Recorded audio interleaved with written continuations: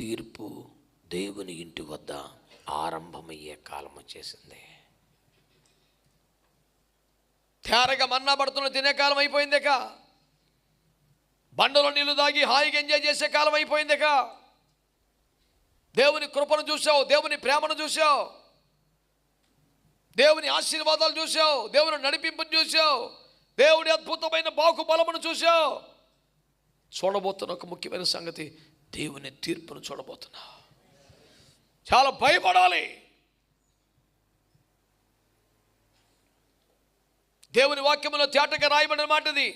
తీర్పు దేవుని ఇంటి వద్ద ఆరంభమయ్యే కాలం వచ్చేస్తుంది.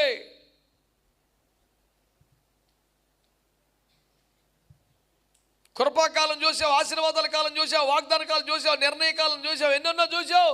తీర్పు కాలం అంట వచ్చేలాగుంది కదా, వచ్చేసింది.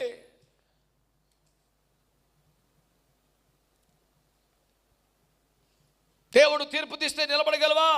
దేవుడు తీర్పు తీస్తే నువ్వు మొగ్గు ఎటు చూపుతావు? ఒక రాజుగారితో దేవుడు మాట్లాడుతూ, దేవుడు నిన్ను త్రాసులో తోచగా నువ్వు కొంచెము తక్కువగా కనబడితివి.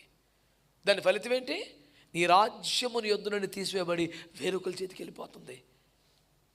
అక్కడ భాష ఎంత విచిత్రం అంటే, కొంచెము తక్కువగా కనబడితే, త్రాసులో కొంచెము తక్కువగా కనబడితేనే రాజ్యం వెళ్ళిపోతుందంట.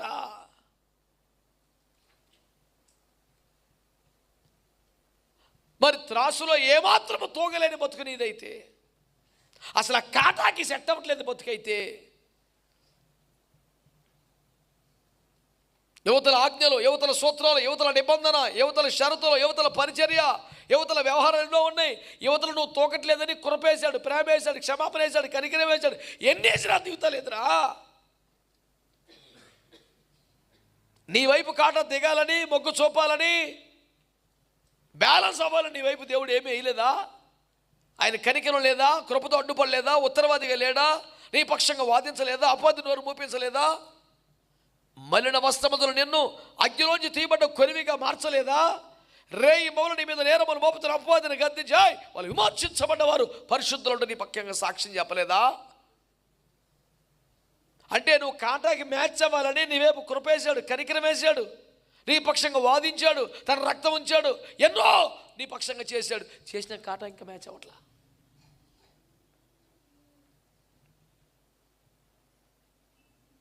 దేవుని తీర్పు ఆరంభమయ్యే కాలం వచ్చేసింది. కృపలో కొట్టుకుపోయావు, పరిశుద్ధుల ప్రార్థనలో కొట్టుకుపోయావు, దైవజనుల దీవులతో కొట్టుకుపోయావు, మీ పితరులు చేసిన మంచి పనులతో ఆశీర్వాదాలు కొట్టుకొచ్చేసావు.